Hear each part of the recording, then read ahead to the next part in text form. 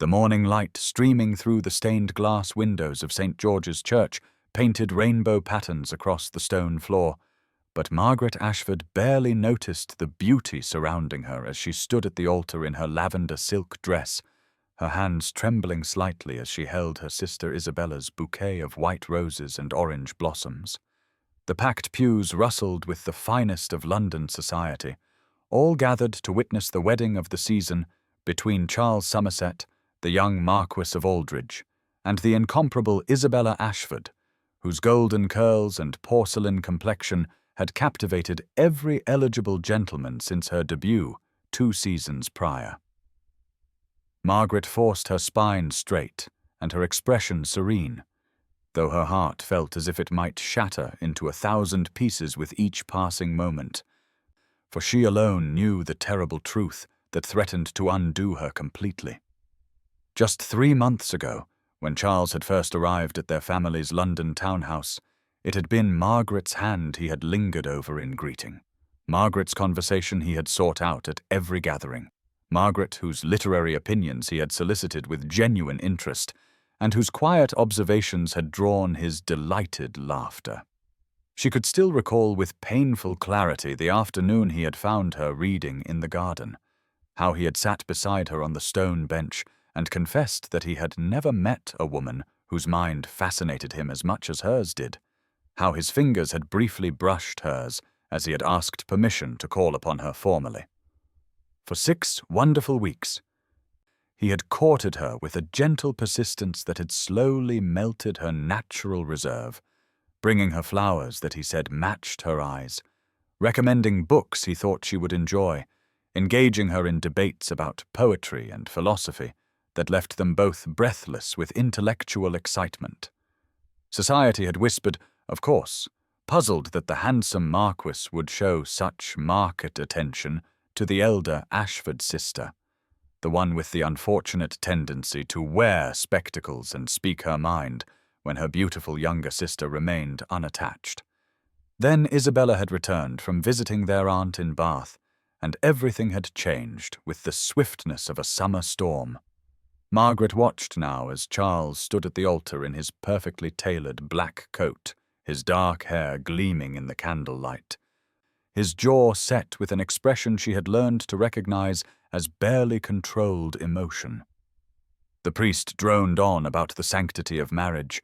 but Margaret saw the moment Charles's eyes found hers across the small space separating them, saw the flash of something that might have been regret, or apology, or even desperation in those green depths she had once foolishly dreamed of seeing every morning for the rest of her life. He had tried to explain, that horrible morning 3 weeks ago when he had asked to speak with her privately, his words tumbling over each other as he spoke of duty and family obligations and his late father's dying wish that he ally himself with beauty and fortune. But Margaret had understood what he could not bring himself to say directly, that while he might admire her mind and enjoy her company,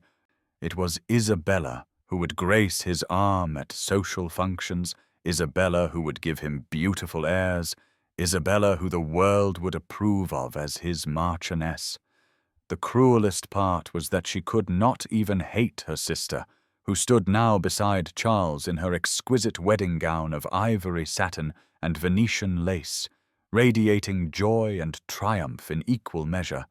blissfully unaware that the man speaking his vows to her had spent the previous evening standing beneath Margaret's window in the rain,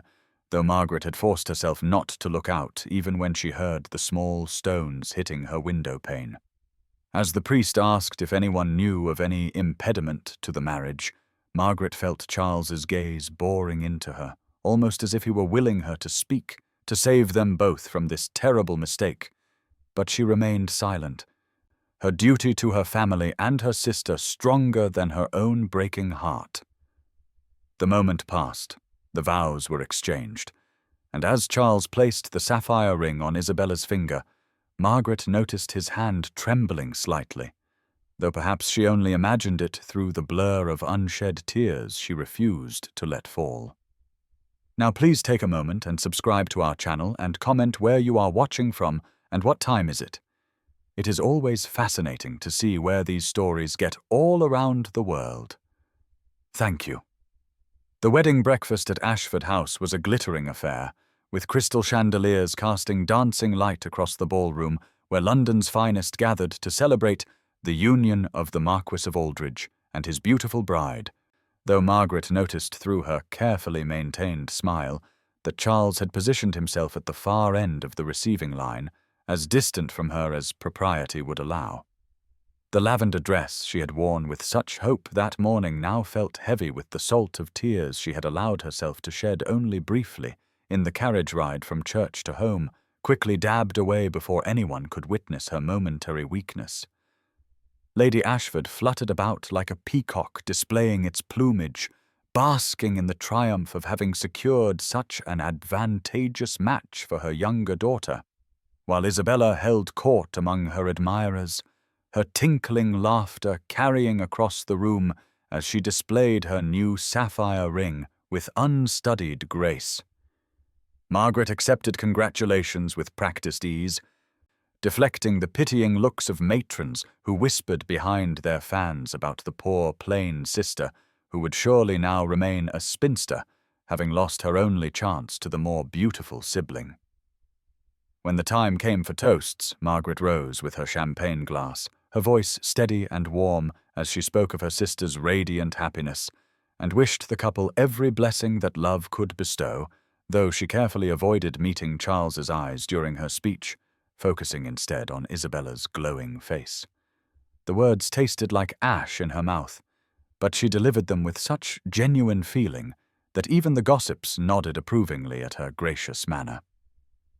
As the afternoon wore on, Margaret circulated among the guests, ensuring everyone's comfort, refilling glasses,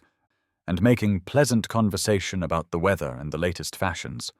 all while feeling as though she were watching herself from a great distance, a perfectly composed automaton performing the role of devoted sister. She was reaching for another glass of lemonade when she felt a presence at her elbow and turned to find Charles standing there, his face drawn with something that might have been regret or merely the strain of the day. He spoke her name softly, urgently, clearly wishing to say something more, but Margaret cut him off with a bright smile that never reached her eyes, congratulating him on his marriage and expressing her certainty that he and Isabella would be tremendously happy together. She saw the flash of pain in his expression at her formal tone, so different from the easy intimacy they had once shared. But she maintained her cheerful facade, excusing herself to attend to great Aunt Prudence, who required assistance with her shawl. Isabella appeared at her side moments later, clutching Margaret's arm with genuine affection, completely oblivious to any undercurrents, as she gushed about how wonderful it was to be a married woman, how handsome Charles looked, how perfect everything had been, and how grateful she was to have Margaret as her sister and dearest friend. The sincerity in Isabella's blue eyes, the complete absence of malice or awareness, made everything somehow worse, and Margaret felt her careful composure beginning to crack like ice under spring sun. Murmuring something about needing air, she slipped through the French doors into the garden, gulping in the rose-scented afternoon breeze as she pressed her trembling hands against the cool stone balustrade, finally allowing herself a moment to acknowledge the full weight of what she had lost not just today, but in all the days to come,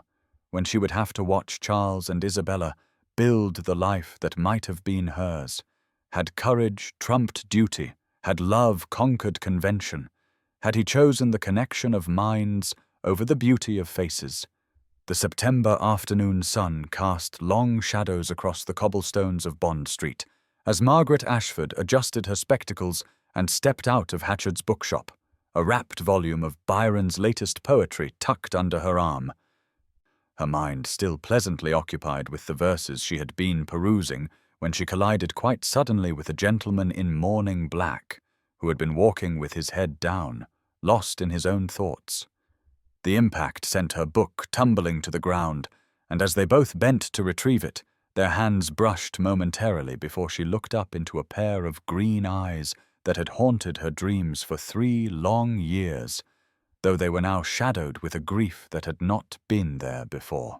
Charles Somerset, Marquess of Aldridge, stood frozen before her,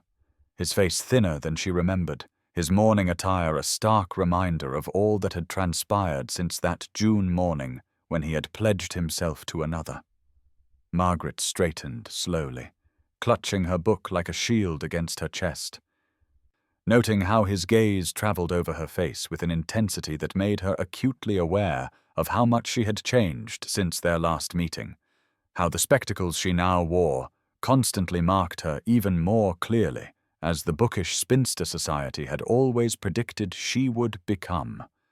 Neither spoke for several heartbeats, the bustling street noise fading to nothing as they stood suspended in their private bubble of shared history and unspoken regrets, until finally Charles cleared his throat and said her name with a roughness that suggested he had not expected to ever speak it again. She managed a polite curtsy and inquired after his health, with the careful courtesy one shows to a distant acquaintance, though her heart was racing beneath her plain grey pelisse, the uniform of her position as companion to the elderly Lady Pennington, providing her with both employment and a convenient excuse for her unmarried state. Charles seemed to struggle with his words, his jaw working as he finally managed to inform her that Isabella had died 14 months previous, succumbing to childbed fever shortly after delivering their daughter, and Margaret felt genuine sorrow pierce through her carefully constructed armour, for despite everything, she had loved her sister truly. She offered her condolences with heartfelt sincerity, asking after the child's health, and saw something flicker in his expression when he spoke of little Emma, now in the care of nurses, while he attempted to navigate the dual burdens of grief and single parenthood. The conversation faltered then, weighted with all that could not be said on a public street, with all the words that had been left unspoken 3 years ago, and all the choices that could not be undone, until Margaret made her excuses about Lady Pennington expecting her return. As she turned to leave, she felt his gaze following her, burning into her back with an intensity that made her steps falter slightly, and when she glanced back at the corner, he was still standing where she had left him, a solitary figure in black against the golden afternoon light, watching her walk away with an expression of such profound loss that she quickened her pace, fleeing from the dangerous awakening of hopes she had thought safely buried beneath the practical considerations of her new life. The morning sun slanted through the breakfast-room windows of Lady Pennington's modest but comfortable townhouse on Russell Square, illuminating the delicate china teacup that trembled slightly in Margaret's hands as she read the letter that had arrived with the morning post, her spectacles sliding down her nose as she absorbed the formal yet somehow desperate tone of Charles Somerset's request to call upon her at her earliest convenience. Lady Pennington, seated across from her with her own correspondence, noticed the sudden pallor that swept across her companion's features and set down her letters with the keen interest of a woman who had lived long enough to recognize the signs of a heart in turmoil. Her shrewd blue eyes taking in the expensive paper and familiar seal that Margaret was attempting to fold away with fingers that seemed to have forgotten their usual steadiness. The contents were brief, but loaded with unspoken meaning, Charles writing that their chance encounter had awakened in him an urgent need to speak with her properly, to address matters left too long unsaid, and though his words were constrained by the formal conventions of correspondence, Margaret could feel the weight of emotion pressing against every carefully chosen phrase. Lady Pennington, who had taken Margaret into her household 3 years prior when the girl's prospects had seemed utterly extinguished, had watched her young companion transform from a heartbroken woman barely able to maintain her composure into a quietly competent presence who ran the household with efficiency while keeping her own feelings locked away behind a wall of gentle reserve and dutiful attention to her employer's needs. Now, seeing that careful composure crack at the mere sight of a letter, Lady Pennington's romantic heart which had never quite accepted the tragedy of Margaret's situation, began to beat with renewed hope as she gently inquired about the correspondence that had caused such a reaction. Margaret's voice was steady but hollow as she explained the Marquess of Aldridge's request, her fingers worrying at the corner of the letter as she spoke of their unexpected meeting the previous week, though she carefully omitted the way her heart had nearly stopped at the sight of him, or how his haunted eyes had followed her into her dreams every night since. Lady Pennington, whose own marriage had been a love match that lasted 40 blissful years until her husband's passing, listened with growing excitement, barely concealed beneath her dignified exterior, recognizing in Margaret's careful neutrality the signs of a love that had never truly died, despite all attempts to bury it beneath duty and resignation. She spoke carefully but firmly about the importance of hearing what the man had to say, suggesting that perhaps Providence had arranged their meeting for a purpose, that second chances were rare gifts that should not be dismissed without consideration. All while watching Margaret's face for signs of the true feelings she knew must be warring beneath that composed surface. Margaret's internal struggle was indeed fierce, part of her wanting nothing more than to see Charles again, to hear his voice and discover what thoughts had driven him to reach out after all this time, while another part, the part that had spent 3 years building walls around her heart, screamed warnings about the danger of reopening wounds that had barely healed. She thought of the nights she had lain awake in her narrow bed, imagining what might have been if Charles had possessed the courage to follow his heart rather than society's expectations, torturing herself with visions of the life they might have built together until she had learned through sheer necessity to lock such thoughts away. The very fact that he was now a widower, free to choose where he would, made everything simultaneously more possible and more painful. For what guarantee did she have that he would not once again choose safety and propriety over whatever connection they had once shared, and could her heart survive a second betrayal when it had barely survived the first?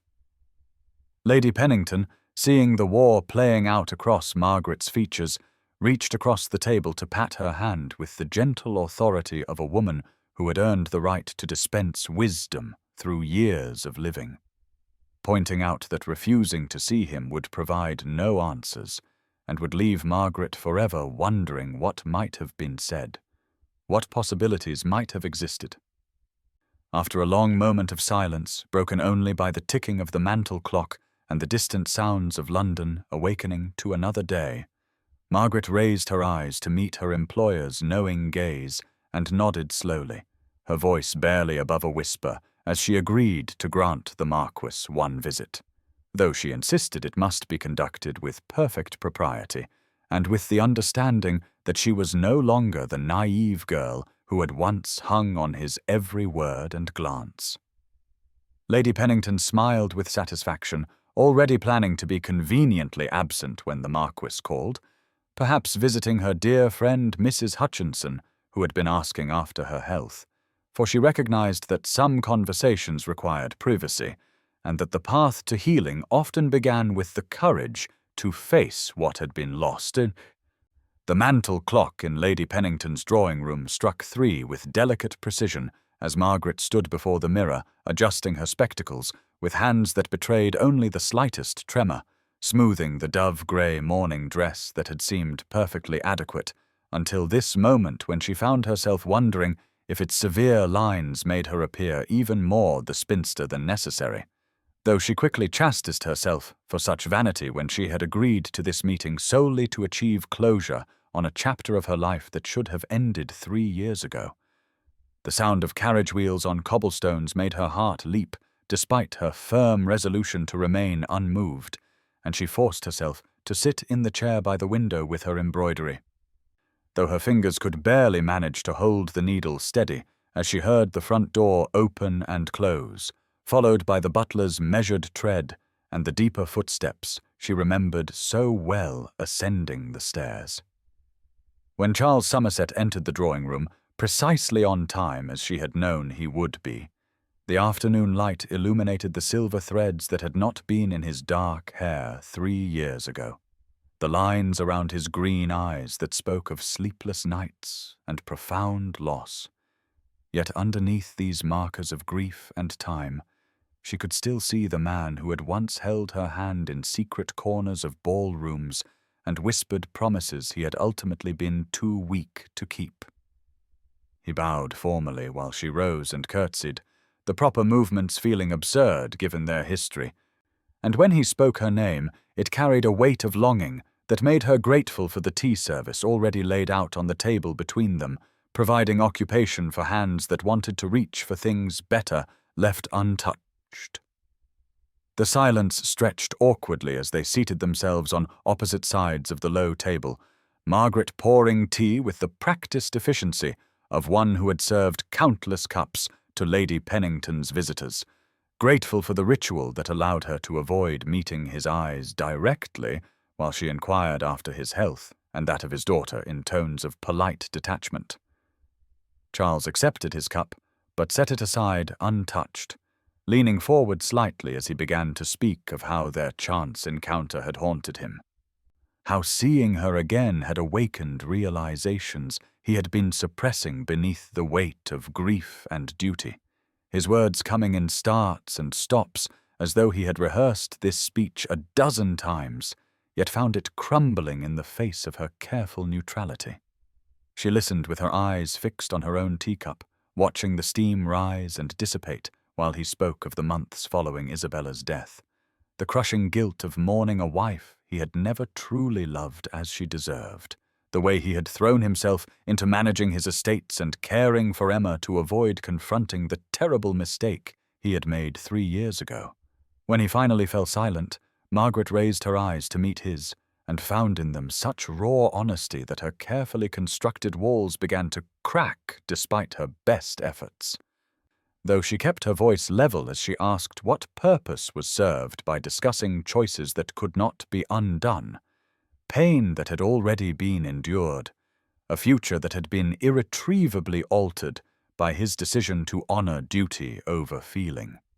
His response came swift and passionate, acknowledging that nothing could change the past, but insisting that perhaps they might yet salvage something from the wreckage, that he had learned through bitter experience the cost of choosing safety over truth, beauty over substance, society's approval over his own heart's knowledge, and though he knew he had no right to ask for her understanding, he found himself unable to continue forward without at least attempting to make amends for the wrong he had done her.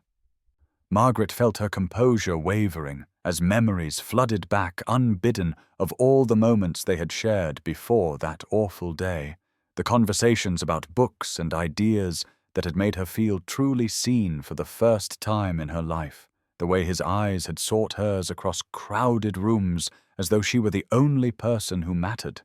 the delicate balance of friendship deepening into something more that had made her believe, foolishly, that she might be chosen for herself rather than despite herself.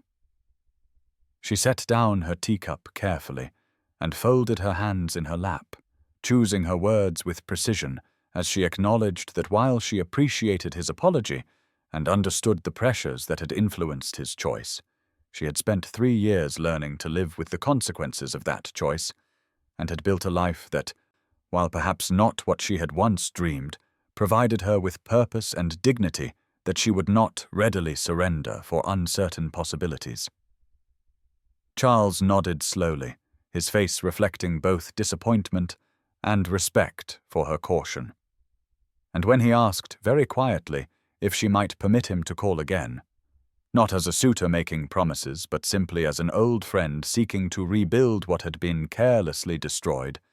she found herself studying his face for signs of the weakness that had betrayed her before.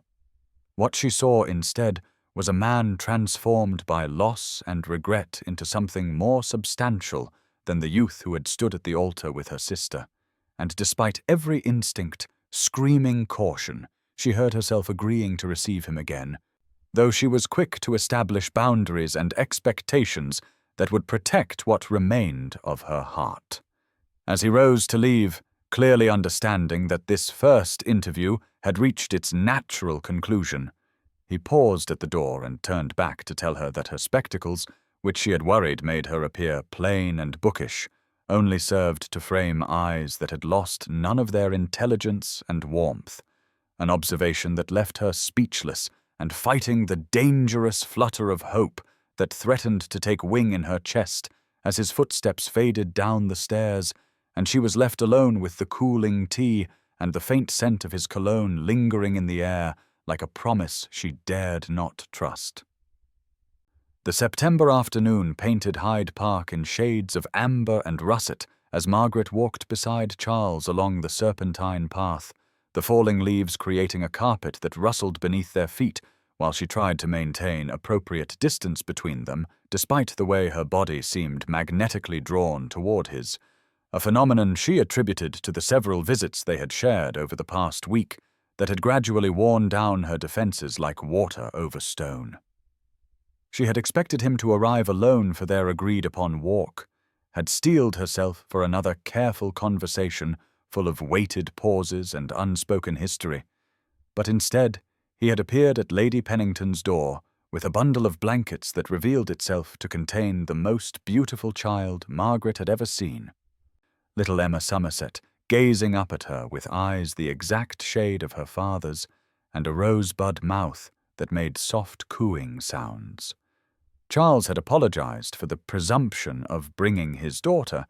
explaining that his mother had taken ill that morning and the nursemaid had been called away on a family emergency, leaving him with no choice but to care for Emma himself, though the slight flush on his cheeks suggested he was not entirely displeased by the circumstance that allowed him to share this part of his life with Margaret. The baby, barely 8 months old, seemed fascinated by Margaret's spectacles, reaching out with chubby fingers to grasp at the light reflecting off the lenses. And when Margaret instinctively adjusted her hold to support the child better, Emma settled against her with a contented sigh that made something deep in Margaret's chest constrict painfully. They found a bench near the water where Charles spread his coat despite Margaret's protests about the impropriety, and as they sat together with Emma balanced on Margaret's lap, she felt the careful walls she had constructed beginning to crumble at the sight of Charles as a father, the tender way he produced a silver rattle from his pocket when Emma began to fuss, the practiced ease with which he cleaned her chin when she drooled. He spoke quietly about the challenges of raising a daughter alone, confessing that he often felt overwhelmed by the responsibility of caring for this small person who depended on him entirely, especially given his mother's declining health and his own inexperience with infants, his voice carrying a vulnerability she had never heard from him before.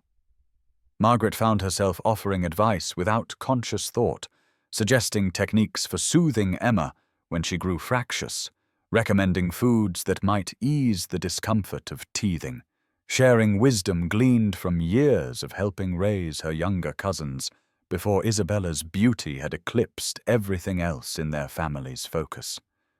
Charles listened with intense concentration, his eyes moving between Margaret's face and his daughter's, and when Emma suddenly lunged forward to bury her face in Margaret's neck with a happy gurgle, he made a sound that was almost a sob, quickly disguised as a cough.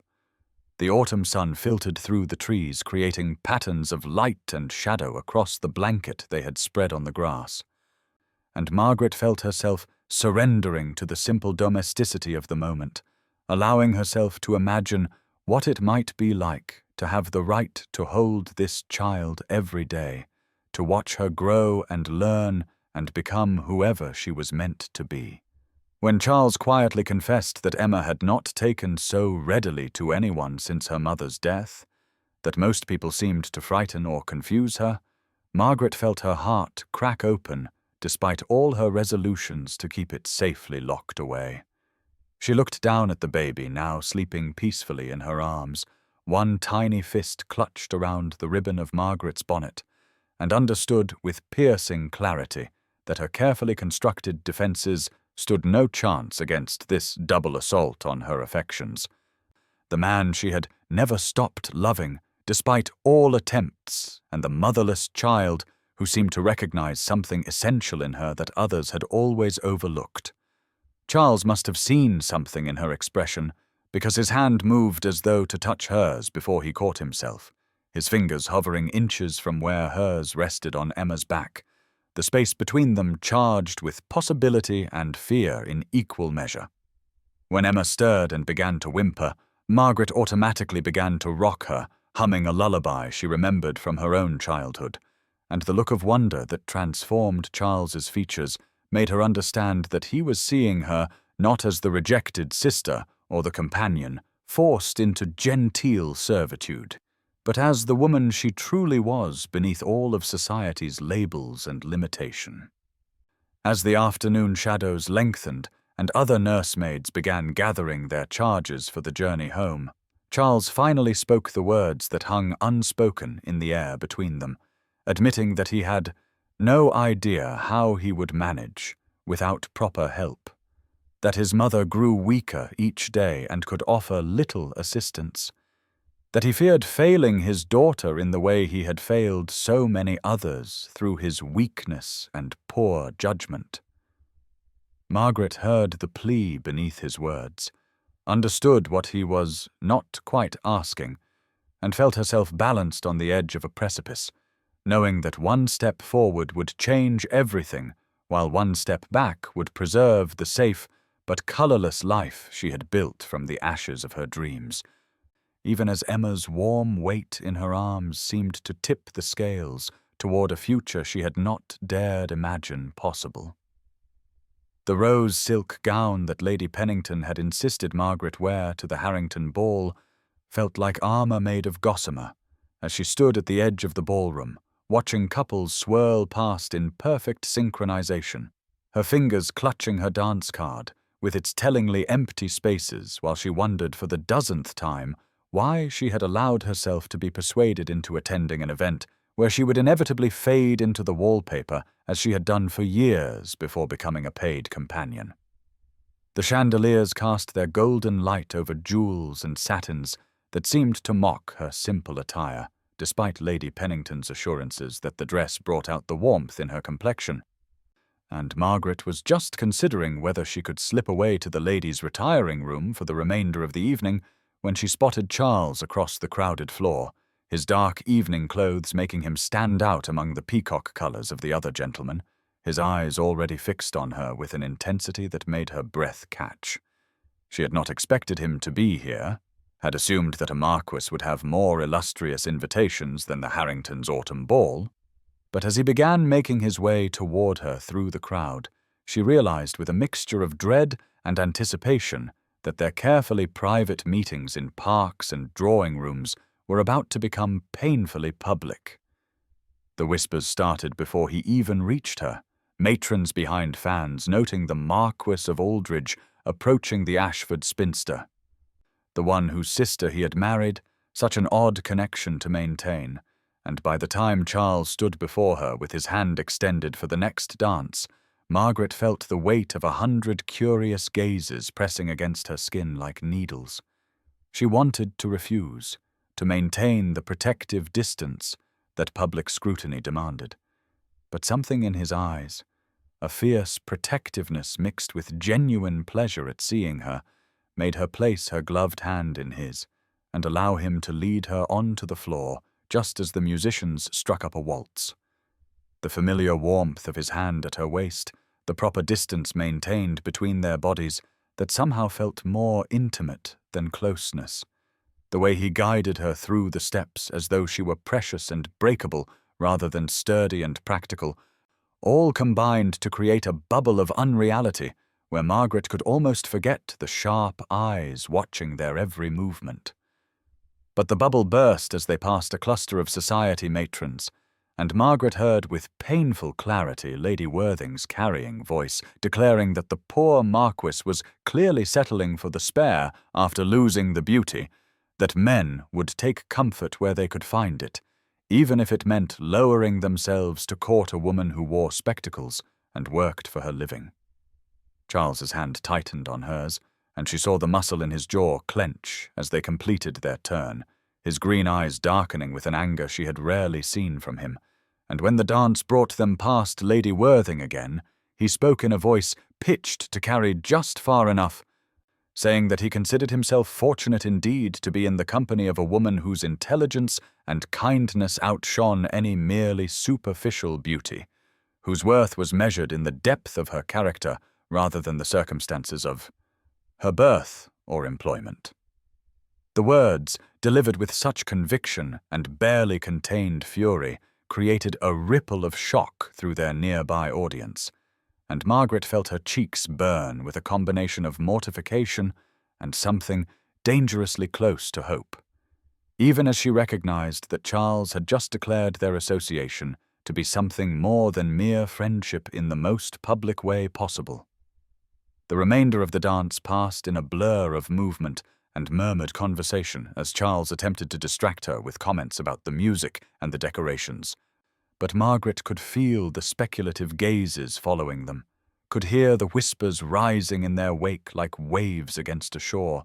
and when the final notes faded away, she found herself desperate for air and solitude. She murmured something about needing fresh air and fled toward the French doors that led to the terrace, her rose silk skirts rustling against her legs as she tried to maintain a dignified pace despite the urge to run, aware that Charles was following, but unable to face him, until she had regained some semblance of composure. The October air hit her heated cheeks like a blessing as she emerged onto the torch-lit terrace, the sounds of the ballroom muffled by distance and stone, and she gripped the balustrade with both hands as she tried to steady her breathing and calm the tumult of emotions that threatened to overwhelm her carefully maintained control. The cool October air wrapped around Margaret like a lover's embrace as she stood on the terrace, gripping the stone balustrade with trembling fingers, her breath coming in short gasps that had nothing to do with the exertion of dancing and everything to do with the emotional storm that threatened to tear her carefully constructed composure to shreds. She heard Charles's footsteps behind her, measured and deliberate on the flagstones, and when he spoke her name with such gentle concern that it made her chest ache, she found herself whirling to face him with tears streaming down her cheeks that she had not even realized had begun to fall. The words erupted from her like water through a broken dam, years of suppressed hurt and humiliation pouring forth as she told him exactly what that day 3 years ago had done to her, how she had stood at that altar in her lavender dress, watching him pledge himself to Isabella, while knowing with every fibre of her being that he was making a mistake, that the connection they had shared during those months of courtship had been real and true and precious. She spoke of the whispers that had followed her for months afterward, the pitying looks, the cruel speculation about whether she had harbored foolish hopes, the way she had been forced to smile and pretend joy while her heart shattered into pieces so small she thought she would never be able to gather them again. Charles stood frozen as she revealed how she had lain awake that wedding night, knowing he was with Isabella, wondering if he thought of her at all, wondering if their conversations about poetry and philosophy, their shared laughter over private jokes, their perfect understanding of each other's thoughts had meant anything to him, or if she had simply been a pleasant diversion before he claimed his beautiful prize. Her voice broke as she described the agony of watching them together at family gatherings, seeing his hand on Isabella's waist, watching him play the devoted husband while she became invisible, the spinster sister whose presence was tolerated but never truly welcomed, until finally she had been forced to seek employment just to escape the daily reminder of what she had lost. Charles made a sound like a wounded animal, reaching for her before catching himself, and in the moonlight she could see tears tracking down his own face as he began to speak, his voice rough with emotion as he told her truths she had never expected to hear. He spoke of his wedding night, how he had closed his eyes and seen her face instead of Isabella's, how he had spent 3 years calling the wrong name in his dreams, how his marriage had been a desert of loneliness despite sharing a bed with one of London's acknowledged beauties. He confessed that he had tried to find in Isabella the qualities that had drawn him to Margaret, the quick wit, the gentle heart, the ability to see past surfaces to the truth beneath, but had found only vanity and shallow concerns about gowns and gossip. His voice dropped to barely above a whisper as he admitted the terrible truth that he had been too much of a coward to face before, that he had married Isabella not out of love or even genuine preference, but out of fear, fear of disappointing his father, fear of society's judgment, fear of choosing the elder, plainer sister when the younger beauty was there for the taking. He spoke of the special hell of realizing his mistake too late, of being trapped in a marriage that felt like a gorgeously decorated prison, of watching Margaret fade into the background of family gatherings when all he wanted was to cross the room and take her in his arms and beg her forgiveness. The music from the ballroom drifted out through the French doors, a mockingly cheerful counterpoint to the raw confessions being shared in the darkness. And Margaret found herself swaying on her feet as the weight of 3 years of carefully suppressed emotion threatened to overwhelm her. Charles stepped closer, not touching, but near enough that she could feel the warmth radiating from his body, and when he spoke again, his voice carried a desperate intensity that made her heart race despite everything. He told her that losing Isabella had been a tragedy, but also a liberation, that he had mourned his wife, but mourned even more the chance he had thrown away with Margaret, that every day since their meeting at the bookshop had been both torture and redemption, as he tried to prove himself worthy of a second chance he knew he did not deserve. The final words fell between them like stones into still water, creating ripples that would change everything. As Charles admitted that he had loved her then, loved her through 3 years of marriage to her sister, loved her now with a depth and certainty that terrified him, because he knew how badly he had failed her before and could not bear the thought of failing her again. The fever came upon Margaret like a thief in the night, beginning as a simple chill that she attributed to the emotional turmoil of the Harrington ball and the raw confessions shared on that moonlit terrace. But within days it had transformed into something far more sinister that left her burning with heat one moment and shaking with cold the next, while Lady Pennington fretted and fussed and sent for Dr. Morrison, who pronounced it a severe inflammation of the lungs brought on by standing too long in the October air without proper wrapping.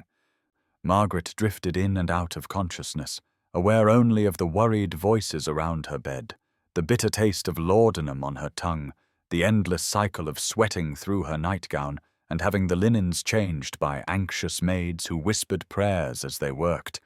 But through it all, there was one constant that penetrated even her deepest delirium, the sound of Charles's voice reading to her from books she could not comprehend, speaking words of encouragement she could barely hear, and most shocking of all, praying with a desperate fervour that would have scandalized society had they known the Marquess of Aldridge was spending his days and nights at the bedside of an unmarried woman who was not even officially his betrothed. In her fevered state, Margaret found herself speaking truths she had guarded for 3 years, calling out for Charles in the darkness, weeping for the love she had lost, begging forgiveness for sins she had not committed, but somehow felt responsible for. And through it all, she was dimly aware of a warm hand holding hers, of gentle fingers smoothing the damp hair from her forehead, of a voice breaking with emotion as it promised she would not be alone, would never be alone again if only she would fight through this illness and come back to him. Lady Pennington, that romantic soul who had seen more of life than most would credit her with, watched from her chair by the fire as one of England's most eligible peers completely abandoned propriety to nurse her companion, saw the way he refused to leave even when Dr. Morrison warned the illness might be catching, observed how he personally spooned broth between Margaret's cracked lips when she was too weak to feed herself, and wisely kept her own counsel while making sure the curtains remained drawn and the servants remained discreet about their unusual visitor. The crisis came on the 5th night, when Margaret's fever spiked so high that Dr. Morrison shook his head gravely and suggested they might want to send for her family. But Charles refused to accept defeat, stripping off his coat and waistcoat to better work as he bathed her burning skin with cool cloths, changed her sodden nightgown with the efficiency of a trained nurse, and far more gentleness than any servant could manage. And when she began to convulse with chills, he shocked everyone present by climbing fully clothed onto the bed to hold her against his chest, sharing his body heat while whispering over and over that she must live, she must fight, she must come back because he could not bear to lose her again, had already lost too much, had wasted too many years, and if God required a life in exchange, then he could take his instead, because Margaret deserved every happiness that had been denied her, while he deserved nothing but the torment of knowing he had failed the one woman who had ever truly understood him. The October sunshine filtered through the lace curtains of Lady Pennington's drawing-room, casting delicate patterns across Margaret's pale face as she reclined on the chintz sofa, wrapped in a soft cashmere shawl that could not quite disguise how thin she had become during her illness.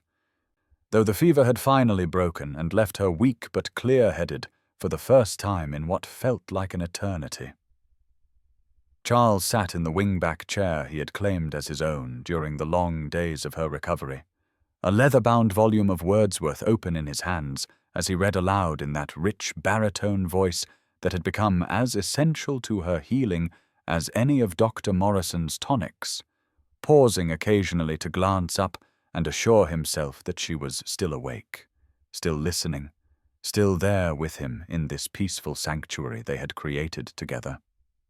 The words of the poetry washed over her like a gentle tide, speaking of nature and beauty and the restoration of the soul. But it was not the verses themselves that held her attention, so much as the man reading them, this Charles who bore little resemblance to the conflicted bridegroom who had stood at the altar 3 years ago, for grief and regret had carved new lines into his handsome face and given his eyes a depth of understanding that spoke of hard-won wisdom.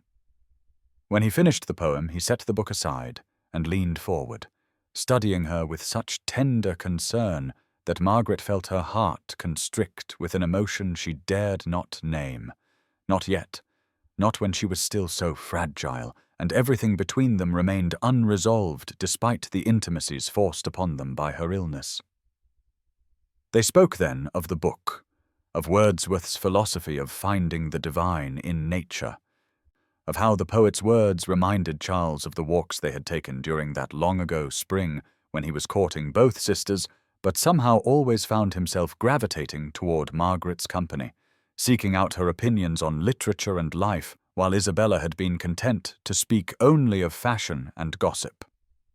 Margaret found herself sharing memories she had thought too painful to revisit,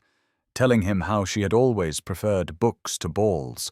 how she had resigned herself early to spinsterhood, knowing she lacked Isabella's beauty, how his attention during those months had awakened dreams she had thought beyond her reach only to have them shattered at the altar when he made his choice. Charles listened without interrupting, his face a study in regret and something else. Something that looked almost like hope, as she spoke with increasing animation about her plans once she was fully recovered, her desire to perhaps write herself someday, to capture in words the emotions that poetry evoked in her soul. And when she finally fell silent, he surprised her by saying that he had saved every letter she had written to Isabella during their courtship, the ones filled with literary quotations and philosophical musings that his wife had found tedious, but which he had treasured like secret gems. The confession hung between them like a bridge waiting to be crossed, and Margaret found herself reaching out one thin hand which Charles immediately captured in both of his larger ones, holding it with infinite gentleness, as he told her how those letters had sustained him through the dark days of his marriage sometime.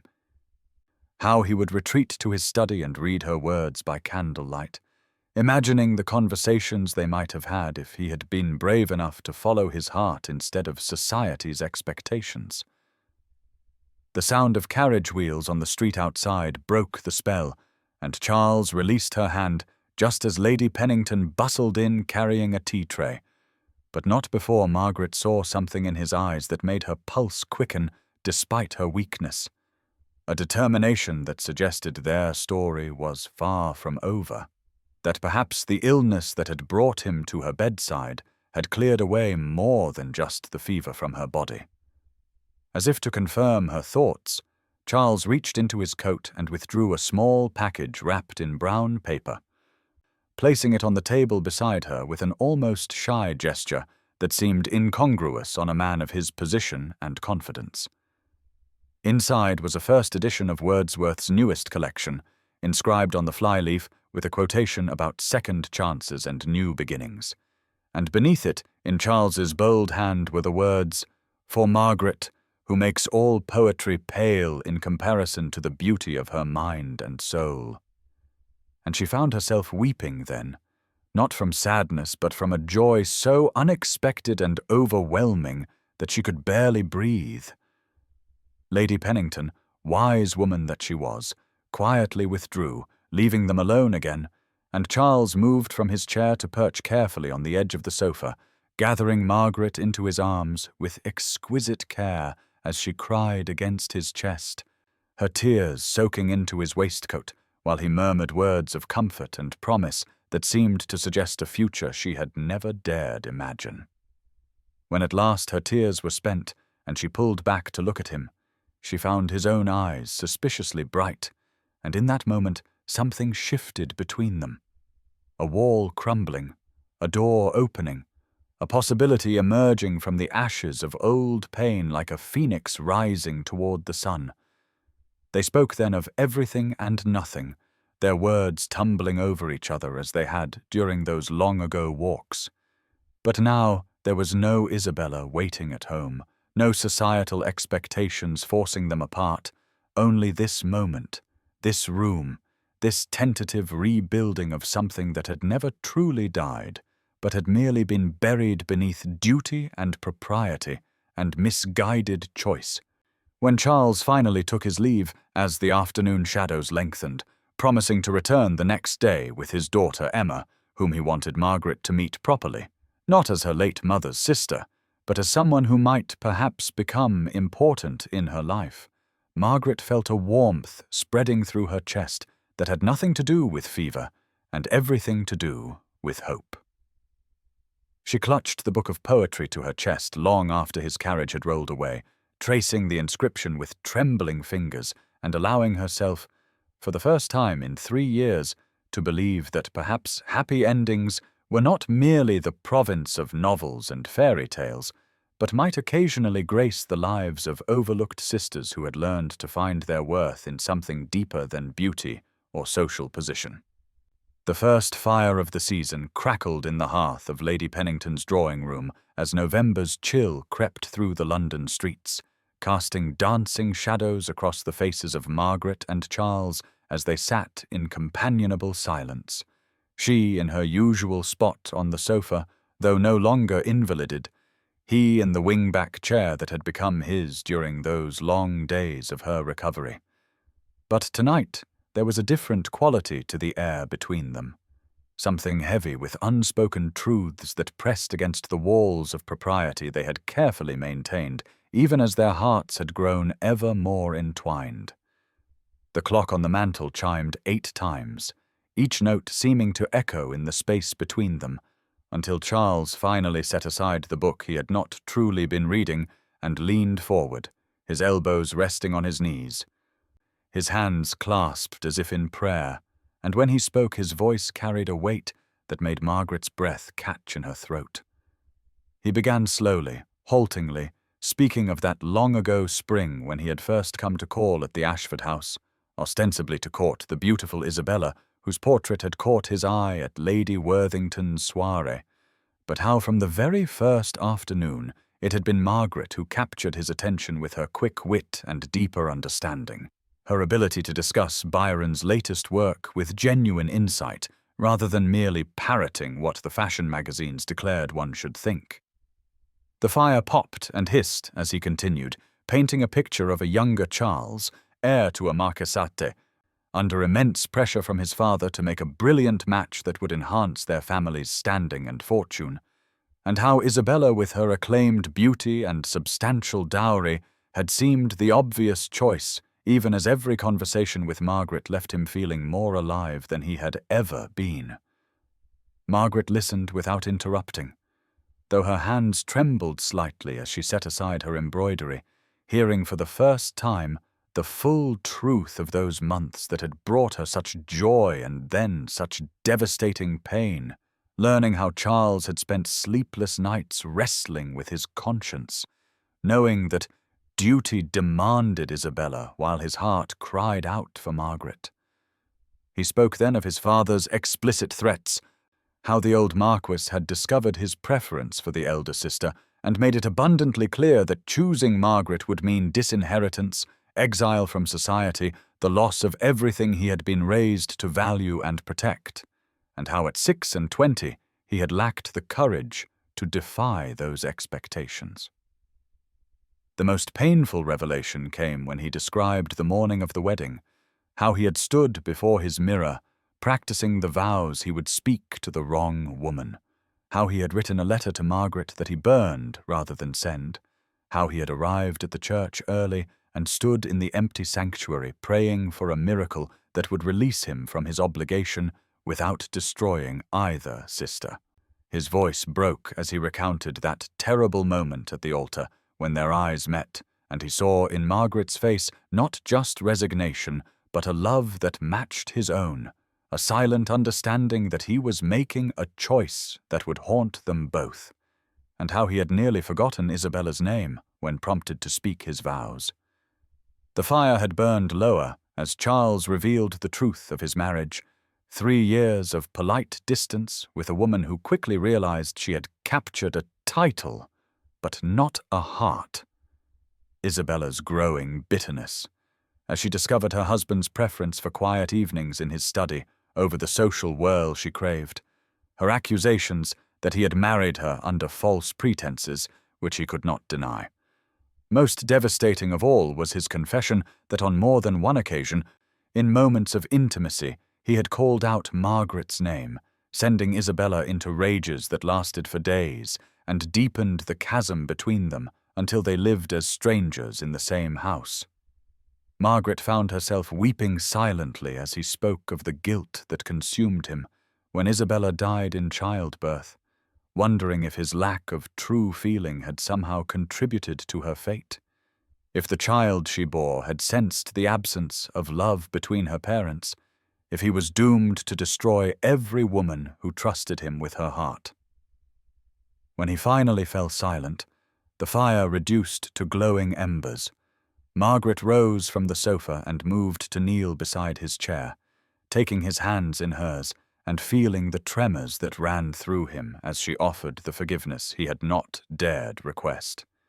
She told him then of her own journey through those 3 years. The nights she had lain awake wondering what she had lacked that Isabella possessed, the gradual acceptance that she was destined for spinsterhood, the small death she experienced each time a letter arrived in Isabella's careless hand describing the life that might have been hers. But she also spoke of finding her own worth in those dark days,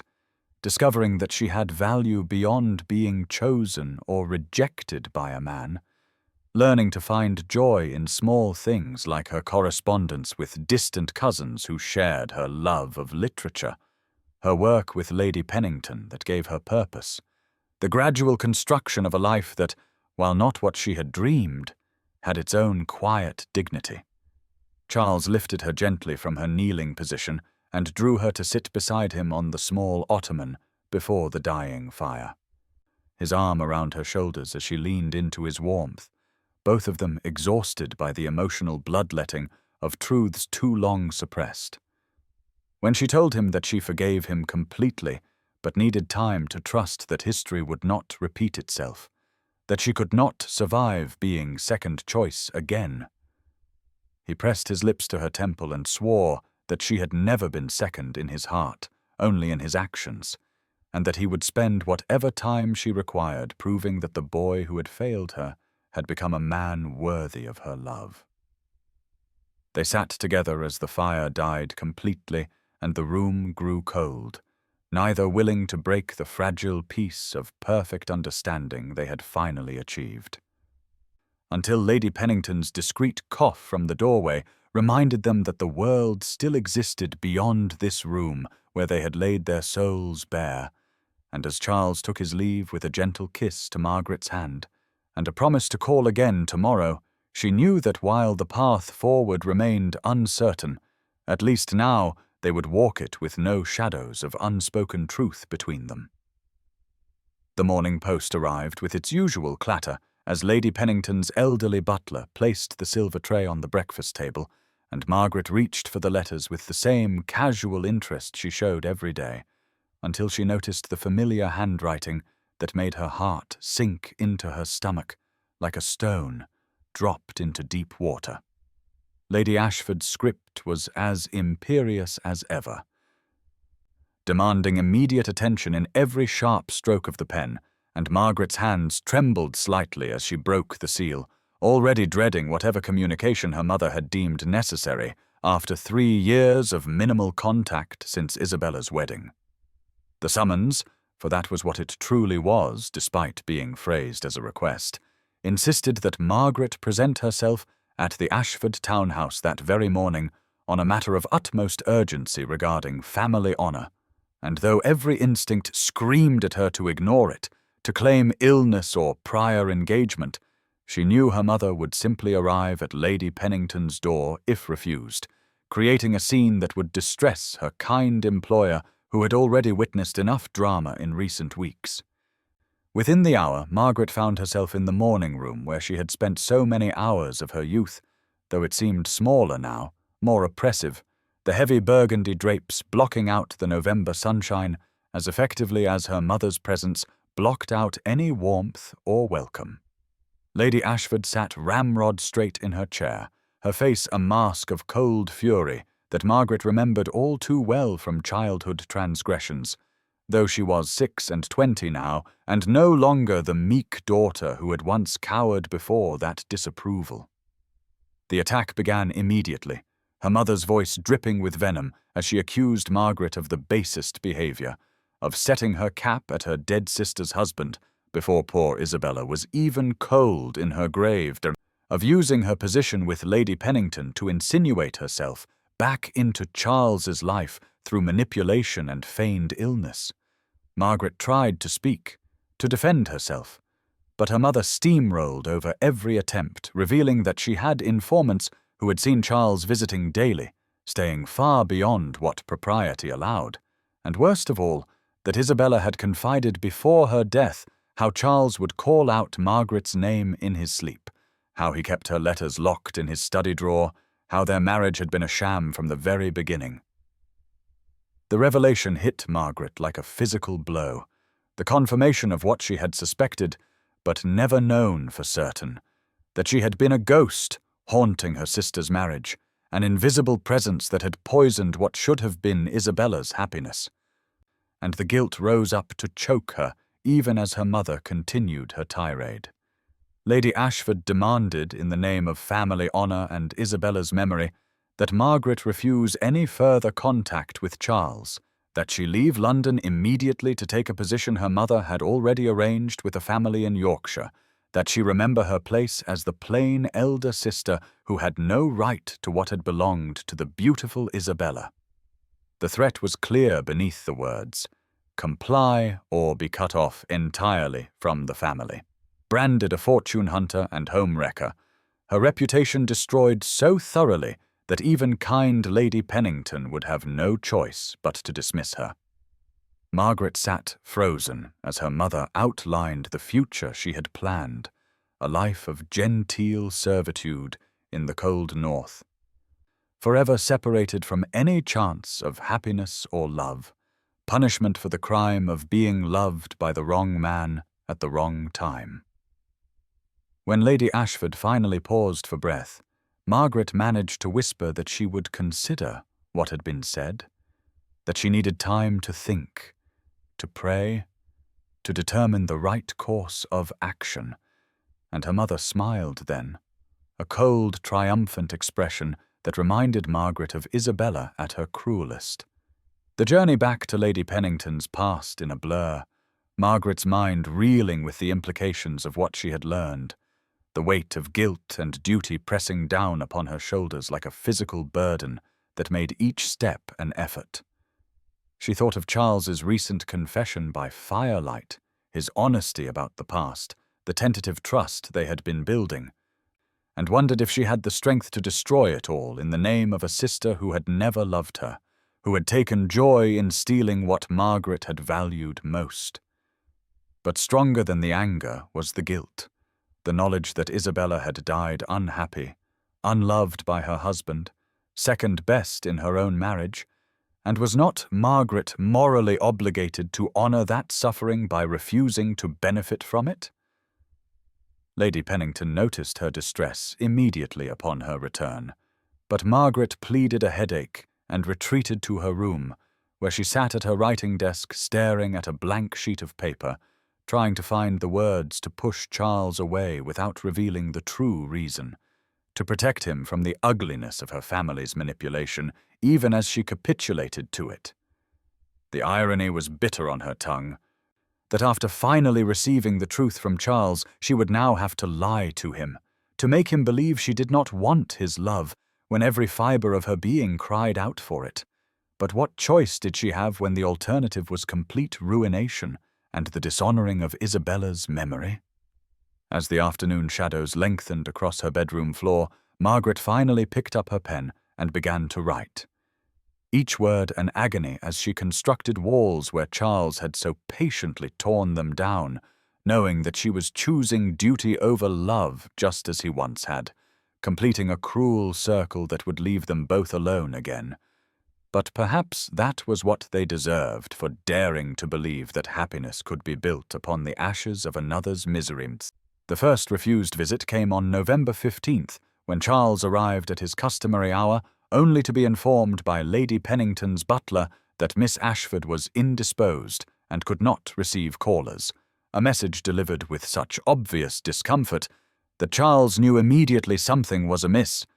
but he attributed it to perhaps a relapse of her recent illness, and left with promises to return the following day, never imagining that Margaret watched from her bedroom window as his carriage pulled away, tears streaming down her face as she clutched the letter she had written, but could not bring herself to send. The next morning brought his first letter, filled with concern for her health and gentle inquiries about when he might call again, and Margaret held it unopened for nearly an hour before finally breaking the seal, only to immediately regret reading his words of devotion that made her mother's threats seem all the more cruel, and with shaking hands she refolded it and placed it back in its envelope, addressing it to return unopened as her mother had demanded. Day after day the pattern continued, Charles arriving precisely at 3 o'clock, only to be turned away with increasingly implausible excuses, his letters arriving with the morning post only to be returned that very afternoon, and Lady Pennington grew more distressed with each refusal, cornering Margaret after the third day to demand an explanation for this sudden coldness toward a man who had shown such devoted attention during her illness. Margaret could only plead a change of heart, a realization that their association was inappropriate given their history. Words that rang hollow even to her own ears and certainly did not convince her employer, who had witnessed too much of their growing attachment to believe this sudden reversal could be anything but forced. By November 20th, Charles's letters had taken on a desperate quality, no longer the gentle missives of courtship, but confused pleas for understanding, for just one moment of her time to learn what he had done to offend, what had changed between that evening by the fire, when she had forgiven him, and this inexplicable silence that felt more cruel than any angry words could have been.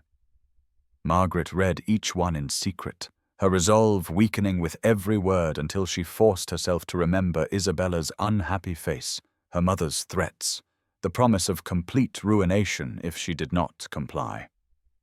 And with mechanical movements, she would reseal each letter and set it aside for return, though she noticed her hands shook more violently with each passing day.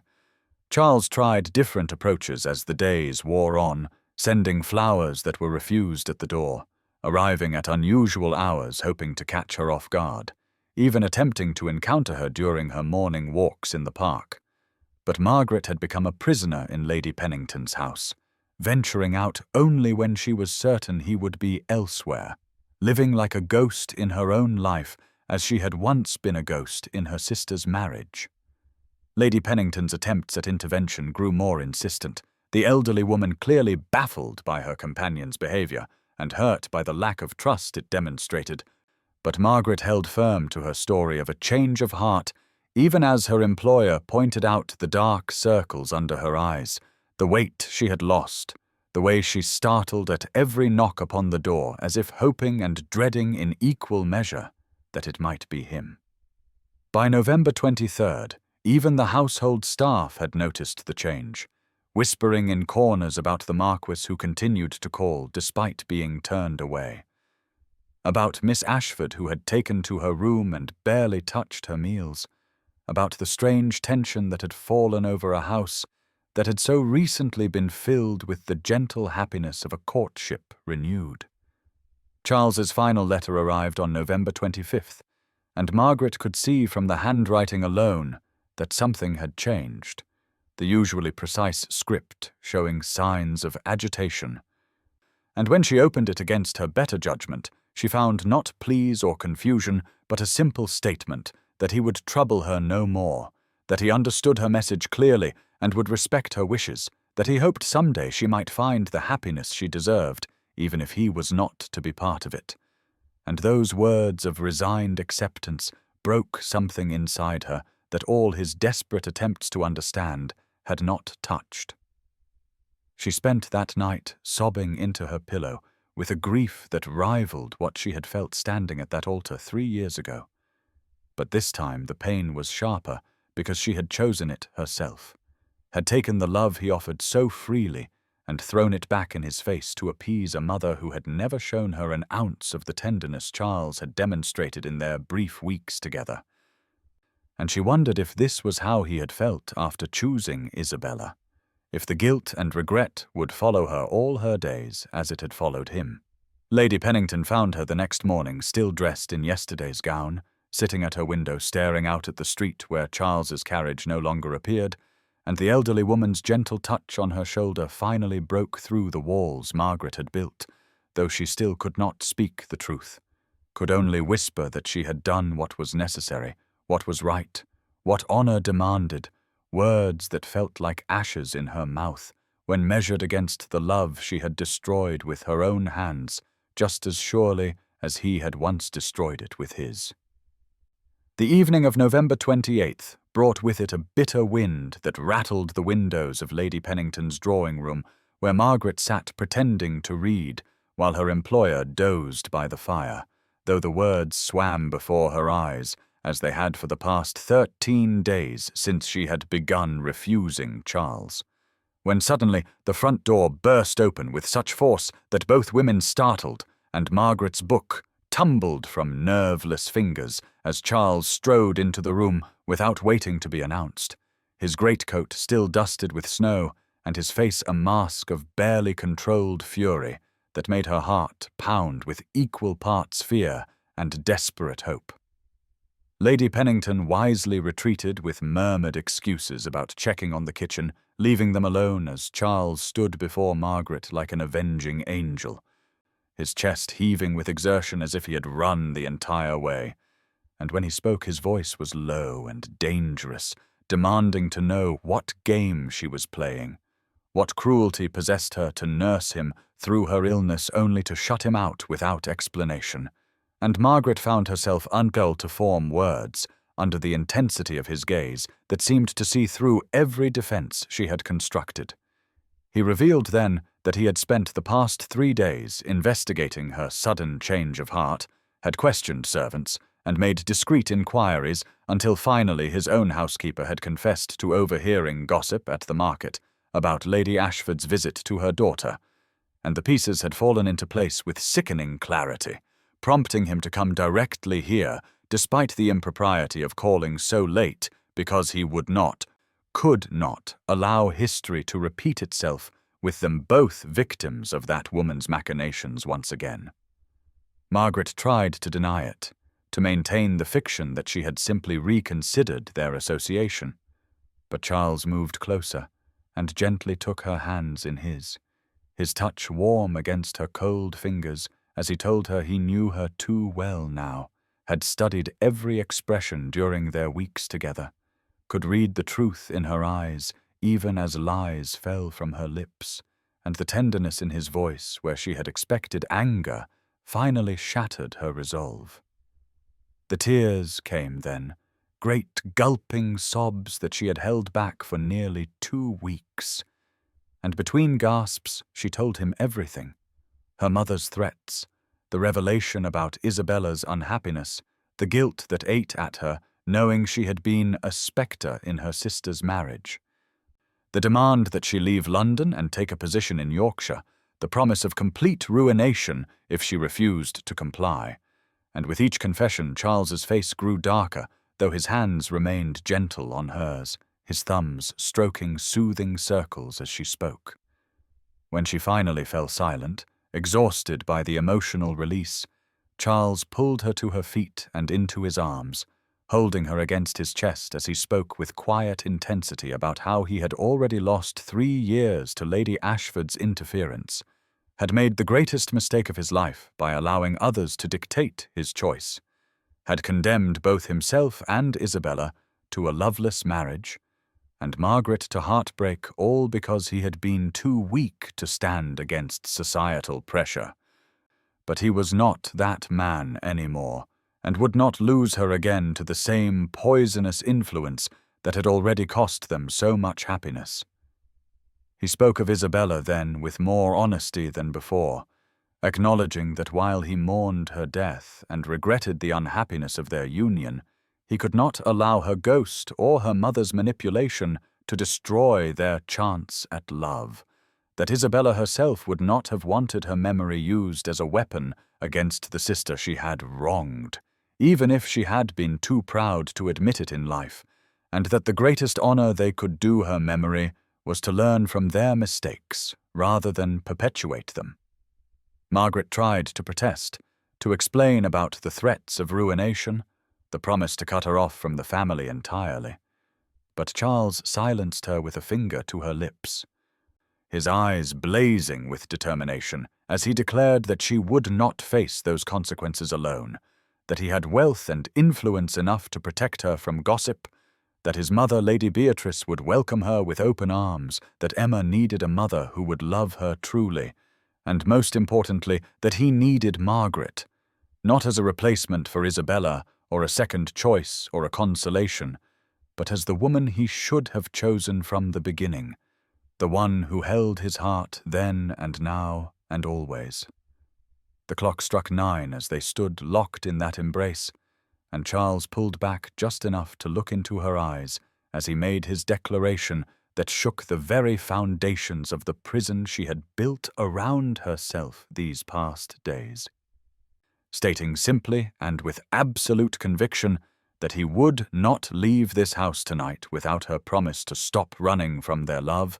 that he would camp in Lady Pennington's drawing-room if necessary, would follow her to Yorkshire if she fled, would spend the rest of his life proving that she was worth fighting for, that their love was worth defying anyone who would stand against it, and that he had learned the hard way that no amount of duty or propriety was worth sacrificing true happiness. Margaret felt the last of her resistance crumble as she looked into his eyes and saw not just love, but determination, partnership, a future where she would never again be second best or overlooked or told to sacrifice her happiness for others' comfort. And though her voice was hoarse from crying, she managed to whisper that she was frightened, that she had been hurt too deeply before to trust easily. But Charles only gathered her closer and promised that he would earn that trust every day for the rest of their lives if she would only give him the chance. And in that moment, standing in Lady Pennington's drawing-room with the wind howling outside and their whole future hanging in the balance, Margaret finally understood that choosing love was not a betrayal of her sister's memory, but an affirmation of her own worth, and that she had punished herself long enough for wanting what should have been hers from the beginning.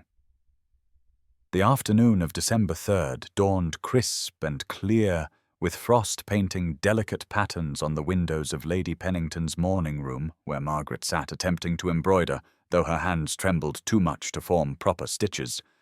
her mind still reeling from Charles's passionate declaration 5 nights prior, when the sound of carriage wheels on cobblestones made her heart leap, and she looked up to see Charles emerging with Emma, bundled in his arms against the winter chill, the sight of them together striking her with such force that the embroidery hoop slipped from her fingers entirely. He entered without ceremony, as had become his custom since that night of confrontation, though this time there was something different in his bearing, a careful watchfulness that suggested he too understood this visit might determine everything. And when he settled Emma on the carpet with her wooden toys before taking his usual seat across from Margaret, the space between them seemed charged with all the words yet unspoken. For several minutes they simply watched Emma play, the child's innocent babbling filling what might have been awkward silence, until Margaret found herself truly observing how Charles interacted with his daughter, the gentle way he redirected her when she grew frustrated with a toy, the soft smile that transformed his often serious features when she laughed, the patient manner in which he responded to her incomprehensible chatter, as if she spoke perfect sense. And something deep within Margaret's chest began to crack open like ice thawing after a long winter. These past days, since his declaration, she had done nothing but think, turning over every moment of their shared history like stones in her hand, examining her own heart with ruthless honesty. And what she had discovered both frightened and liberated her in equal measure, for she realized that even now, even after everything, she was still allowing others to determine her worth, still measuring herself against Isabella's beauty, still accepting her mother's assessment of what she deserved, still living as if she were indeed the lesser sister who should be grateful for scraps of affection rather than demanding the feast of love that Charles offered so freely. Emma toddled over to Margaret then, raising her arms in the universal gesture of children wanting to be held. And as Margaret lifted the little girl onto her lap, feeling the warm weight of her, breathing in the sweet scent of her hair, she was struck by the profound realization that this child needed a mother who would love her wholly, not as a reminder of Isabella or a duty to be born, but as the precious soul she was, and that Margaret could be that mother if only she could find the courage to stop punishing herself for wanting what had always been meant for her. Charles watched them together with such naked longing that Margaret felt her carefully constructed walls crumble entirely. And when Emma reached out to pat Margaret's cheek with one chubby hand while babbling what sounded remarkably like "Mama," the last of her resistance shattered, and she found herself speaking without conscious decision, her voice barely above a whisper as she told Charles that she had spent these days in torment, not because she doubted his love or even her own worthiness of it, but because she had realized how much of her life had been shaped by others' opinions, how she had internalized every cruel whisper and dismissive glance until they became the lens through which she viewed herself. But watching him with Emma, seeing the kind of father he was, the kind of man he had become through suffering and growth, she understood that continuing to deny their love was not noble or honorable, but simply another form of letting others dictate her choices. Her voice grew stronger as she continued. Emma still nestled in her arms, like she belonged there, and Margaret spoke of the future she had glimpsed in her dreams, a life where she was not the overlooked sister, or the dutiful spinster, or the companion who lived on the edges of others' stories, but a woman fully loved and valued, a mother to this motherless child, a partner to a man who had learned through bitter experience the cost of choosing wrongly and would never make that mistake again. And as she spoke, she saw Charles's face transform with hope that he had clearly been afraid to feel. When she finally fell silent, having laid her heart bare with more honesty than she had ever dared before, Charles rose from his chair and crossed to kneel before her and Emma, his hands gently covering hers where they held his daughter. And his voice was rough with emotion as he asked her simply if this meant what he hoped it meant, if she was finally ready to stop running from a love that had survived betrayal and separation, and all the machinations of those who would keep them apart, if she could trust not just him but herself enough to reach for happiness. And Margaret felt tears sliding down her cheeks as she nodded, whispering that she loved him, had never truly stopped loving him, even when she had every reason to, and that she was tired of living her life in the shadows of others' expectations when sunshine was being offered to her so freely. Emma, with the perfect timing of children, chose that moment to clap her hands and crow with delight, and both adults laughed through their tears, the sound mixing with the child's joy, to create a moment of such perfect contentment that Margaret knew with absolute certainty she had finally made the right choice, had finally chosen herself and her own happiness over the voices that had kept her small and secondary for so long. And as Charles leaned forward to kiss her forehead with infinite tenderness, she understood that this was what coming home felt like, not to a place, but to a person who saw her truly and loved her completely, flaws and fears and all. The evening of December 5th arrived with a light snowfall that transformed London into a glittering wonderland, and Margaret found herself pacing before the drawing-room window, watching for Charles's carriage, with a nervousness that made her hands tremble. For though they had declared their love 2 days prior, she sensed tonight would bring something more formal, more binding. And when she finally heard the sound of wheels on cobblestones, her heart began racing so wildly she had to press a hand to her chest to calm herself. Charles entered with an air of solemnity that immediately set this visit apart from all the others. His dark evening coat dusted with snow, and his eyes holding a depth of emotion that made her breath catch. And when Lady Pennington excused herself with a knowing smile, Margaret understood that her employer had been informed of his intentions, leaving them alone in the candle-lit room where shadows danced on the walls and the fire crackled with comforting warmth. He did not immediately speak, but instead moved to stand before her, taking both her hands in his with such tenderness that she felt tears prick her eyes. And when he finally began, his voice was low and filled with emotion as he spoke of the journey that had brought them to this moment, acknowledging that he had no right to ask for her hand after the pain he had caused, yet he could not imagine a future without her in it, could not condemn them both to lives half-lived when wholeness was within their grasp. From his coat pocket he withdrew a small velvet box that made Margaret's breath stop entirely, and when he opened it to reveal a sapphire ring of such deep blue it seemed to hold the night sky within its depths. He explained with careful precision that this was not the ring Isabella had worn, not a hand-me-down or second-best offering, but a ring that had belonged to his grandmother, a woman who had defied her own family to marry for love, and had instructed that it should only be given to a bride chosen not for duty or beauty or wealth, but for the truest connection of souls. As he sank to one knee before her, Margaret felt the world narrow to just this moment, this man who had learned through bitter experience the cost of choosing wrongly, and his proposal was unlike anything she might have imagined in her girlish dreams, for he did not promise her perfection or ease, but instead vowed to spend every day earning her trust, to never again allow others' opinions to sway him from what he knew to be right, to be not just a husband but a true partner who would value her thoughts and dreams and fears as equal to his own, to create with her a family built on honesty rather than appearances. Through her tears, Margaret saw not the young man who had stood at an altar and chosen another, but the man he had become, through suffering and growth,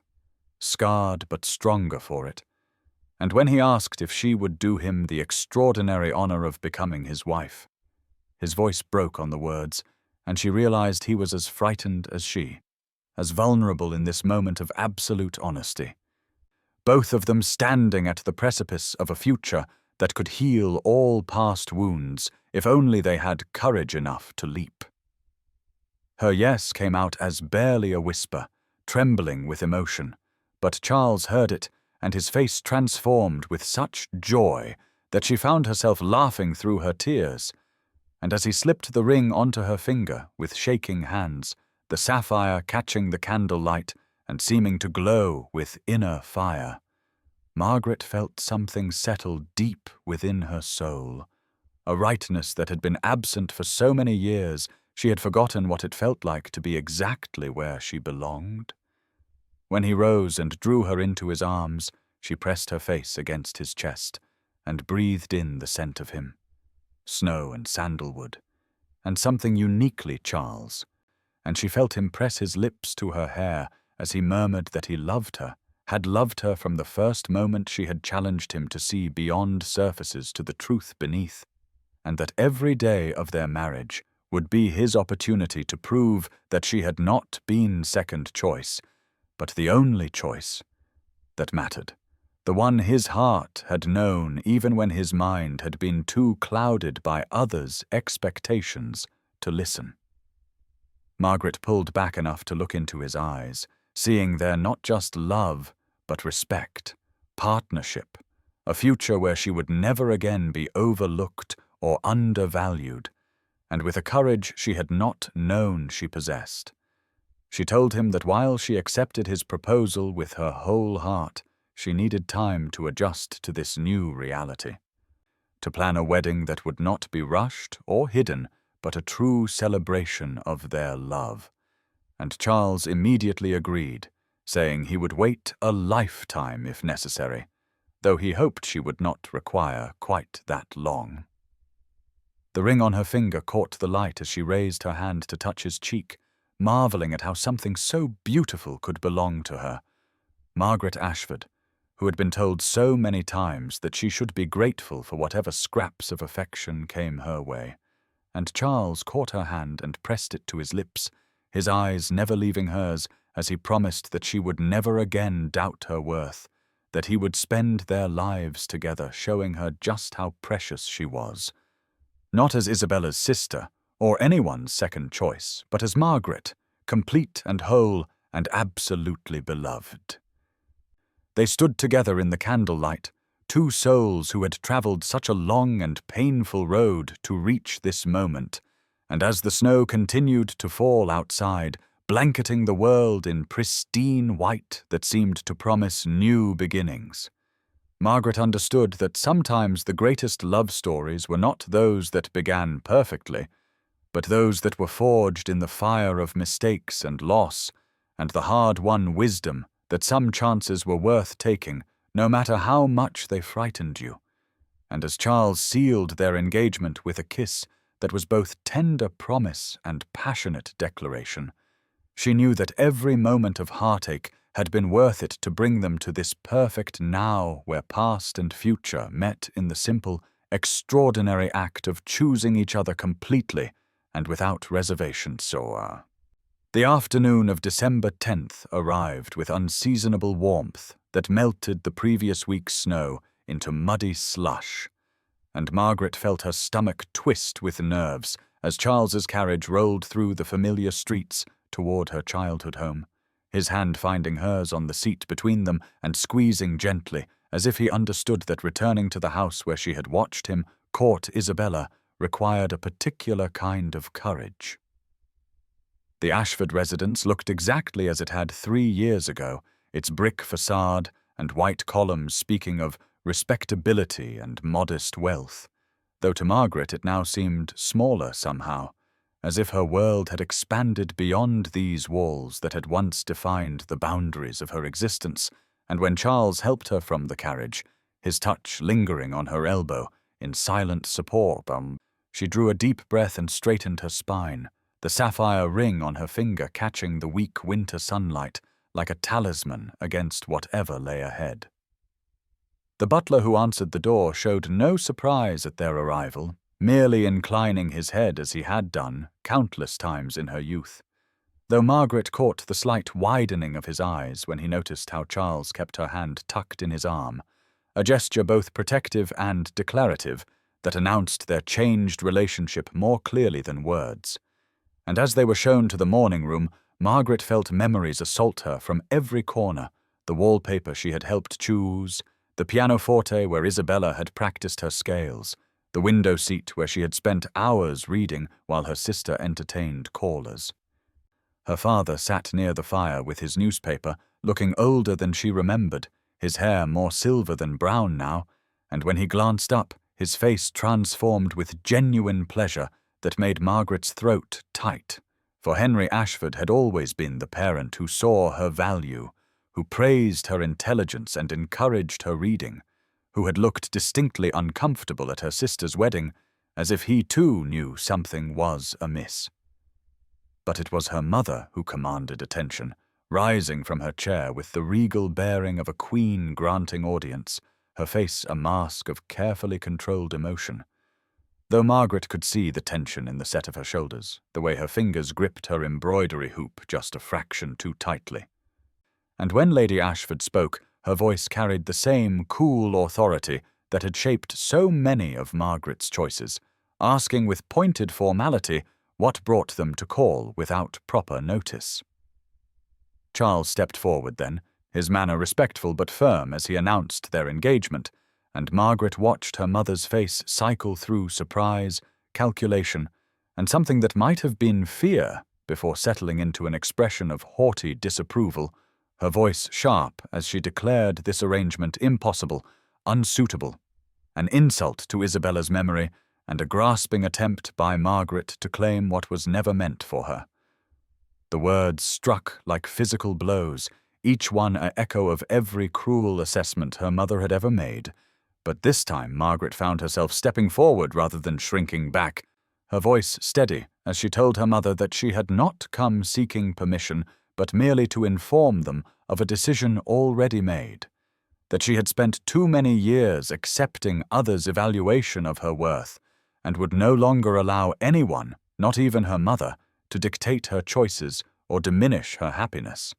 Lady Ashford's composure cracked then, her voice rising as she spoke of duty and propriety, and the scandal of a man marrying his deceased wife's sister, how society would whisper, how it would reflect on the family. And suddenly Margaret understood with piercing clarity that her mother's objections had never truly been about her daughter's happiness, but about her own social standing, her own need to orchestrate lives like chess pieces on a board where appearance mattered more than truth. It was her father who intervened, setting aside his newspaper with deliberate calm and moving to stand beside Margaret, his hand gentle on her shoulder, as he told his wife in a voice that brooked no argument that he had held his tongue 3 years ago when she pushed Isabella toward a match that anyone with eyes could see was wrong. But he would not remain silent while she attempted to deny Margaret the happiness she so clearly deserved, and his unexpected support made Margaret's eyes burn with grateful tears. The room fell silent except for the crackling fire, and then Lady Ashford seemed to crumble inward, sinking back into her chair as tears began sliding down her cheeks, her voice broken as she admitted she had orchestrated everything wrong, had pushed Isabella toward beauty's triumph and Margaret toward resigned spinsterhood, had been so focused on advantageous matches and social position that she had failed to see what truly mattered. And perhaps it was her guilt over Isabella's unhappiness in marriage and death in childbed that made her cling so fiercely to the past rather than allow Margaret to reshape the future. Charles moved then, kneeling beside Lady Ashford's chair with unexpected compassion, speaking gently of second chances and the possibility of healing, of Emma who needed grandparents and the family they could still build from the ashes of past mistakes. And Margaret watched her mother's face transform as he spoke, saw the moment when the rigid social matron gave way to a grieving mother who had lost one daughter and nearly driven away the other through her own blindness. When Lady Ashford finally raised her eyes to Margaret, they were red with weeping but clear in a way Margaret had never seen before, and her voice was hoarse as she asked for forgiveness, not just for opposing this match, but for years of making Margaret feel less than, for teaching her to accept crumbs when she deserved the whole feast, for being so caught in society's web that she had forgotten a mother's first duty was to see her children truly and love them as they were, not as she wished them to be. Margaret found herself kneeling too, taking her mother's hands in hers, feeling how they trembled, and in that moment she chose forgiveness, chose to believe that people could change, could grow beyond their limitations just as she had grown beyond hers. And when her mother pulled her into an embrace that smelled of lavender and tears, Margaret felt something inside her chest release. A knot of pain and resentment she had carried so long, she had forgotten what it felt like to breathe without it. And as her father and Charles looked on with matching expressions of relief, she understood that sometimes the greatest blessing was not just finding love, but watching it transform everyone it touched, creating possibilities for redemption where none had existed before. The morning of March 20th dawned clear and bright with a crispness in the air that spoke of spring's arrival, and Margaret stood before the mirror in her childhood bedroom, watching her mother's nimble fingers secure the last pearl button on the wedding dress that had been carefully remade from the ivory silk that Lady Ashford herself had worn 30 years before, the fabric now fashioned into a simpler but more elegant style that suited Margaret's quiet beauty perfectly, and as she studied her reflection, she marveled at how different she looked from that lavender-clad sister who had stood in this same room preparing to watch another bride claim the man she loved. The carriage ride to St. George's Church passed in a blur of familiar London streets, her father holding her hand and telling her how proud he was, how she had always been his clever girl who deserved every happiness, while her mother sat across from them, dabbing at her eyes with a lace handkerchief and murmuring about second chances and the mysterious ways of Providence. And Margaret felt an odd sense of coming full circle as they pulled up before the same stone steps where she had once climbed, with a heart full of dread. Inside the church, the differences were immediately apparent, for where Isabella's wedding had been a society spectacle with every pew crammed with the curious and ambitious, today's gathering was intimate, filled only with those who truly wished them well. And Margaret's eyes found Charles immediately where he waited at the altar, his face transforming with such naked joy at the sight of her that she felt her own smile bloom in response, banishing the last ghost of that awful day when she had watched him pledge himself to another. The walk down the aisle seemed both eternal and instant, her father's steady presence beside her, Lady Pennington beaming from her front pew like a fairy godmother whose dearest wish had been granted, and little Emma toddling forward with her basket of rose petals, her chubby hands scattering them with such enthusiastic abandon that several guests chuckled softly, the sound warming the sacred space with genuine affection rather than the brittle politeness of society weddings. When Charles took her hands in his, Margaret felt the tremor in his fingers and realized he was as moved as she, his voice rough with emotion as he spoke vows that carried the weight of all they had endured to reach this moment, promising not just to love and cherish, but to see her truly, to value her thoughts and dreams, to never again allow the world's expectations to eclipse what his heart knew to be right. And when it came time for her own vows, Margaret found her voice strong and clear, speaking words of trust rebuilt and love renewed, of choosing to walk forward together into whatever future awaited. The moment when the vicar pronounced them husband and wife seemed to shimmer with significance, and when Charles kissed her, it was with a tenderness that spoke of gratitude as much as passion, a seal on all the pain they were leaving behind and all the joy they were choosing to embrace. And as they turned to face their small congregation as the Marquess and Marchioness of Aldridge, Margaret caught sight of her mother's face, tears streaming freely, but her smile radiant with a pride that had been so long in coming, it seemed to transform her entire countenance. The wedding breakfast at the Ashford home was a far cry from the elaborate affair that had followed Isabella's nuptials, just a simple gathering of loved ones sharing genuine celebration, and Margaret found herself laughing more than she had in years as Lady Pennington regaled the table with increasingly embellished tales of how she had known from the first that Charles was perfect for her dear companion,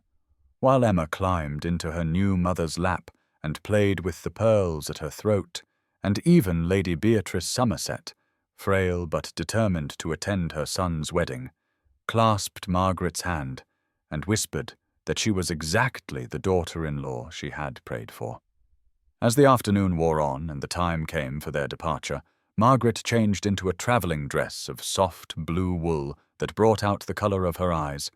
and when she descended the stairs to find Charles waiting, his expression of absolute devotion made her pause on the landing, struck by the realization that this was real,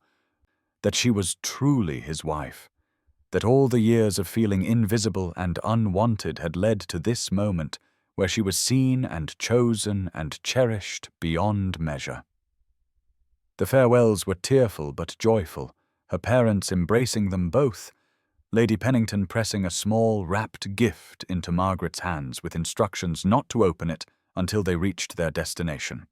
and Emma being coaxed to wave goodbye, though she clearly did not understand why her papa and new mamma were leaving. And as their carriage rolled away from the house where so much pain and transformation had occurred, Margaret leaned into Charles's shoulder and felt his arm come around her, holding her close as London faded behind them, and their new life stretched ahead, no longer a dream deferred, but a reality more precious for having been so hard won. And when he pressed his lips to her hair and murmured that he loved her, had loved her through all the wasted years and mistaken choices, Margaret closed her eyes and let herself fully believe in the fairy tale ending that had seemed so impossible when she stood in that same church as a forgotten sister in lavender silk, understanding at last that sometimes the greatest love stories were those that required patience and pain and the courage to believe that second chances could bloom into something more beautiful than what might have been. The evening light of March 25th filtered through the tall windows of Aldridge Hall, casting golden shadows across the ancient oak floors as Margaret stood in the master bedroom that would now be hers, her fingers trembling slightly as she unpinned the pearls from her hair one by one, while Charles moved quietly behind her, his presence filling the space between them with a tension that was entirely different from the awkwardness of their early encounters. And when she caught his reflection in the mirror, their eyes met with an intensity that made her breath catch, for this was the moment they had both imagined through all the difficult months of rebuilding trust and learning to believe in second chances. The room itself spoke of generations of Somerset marriages, the massive four-poster bed with its burgundy curtains, the portrait of some long-dead ancestor gazing down benevolently, the fire crackling in the hearth casting dancing shadows that seemed to celebrate this new chapter. and Margaret felt the weight of history settling around her shoulders like a mantle, even as Charles stepped closer, his hands gentle as they came to rest on her arms, his touch speaking of reverence rather than mere desire, as he turned her slowly to face him. The silence between them was profound, filled with all the words they had already spoken and all the promises yet to be fulfilled. And when Charles raised his hand to cup her cheek, Margaret leaned into his touch, marveling at how different this felt from all her girlish imaginings of what marriage might bring, for the reality was both simpler and more profound than any fantasy. Just two people who had found their way to each other through pain and mistakes and the courage to try again. When he kissed her, it was with infinite tenderness, as if she were something precious that might break if handled carelessly, and Margaret felt tears slip down her cheeks even as she smiled against his lips, understanding that these were tears of joy and release, and the final letting go of all the years she had believed herself unworthy of such devotion. And Charles pulled back just enough to brush the moisture from her face with his thumbs, his voice rough with emotion as he told her she was beautiful, had always been beautiful to him, even when she stood in lavender silk watching him marry the wrong sister.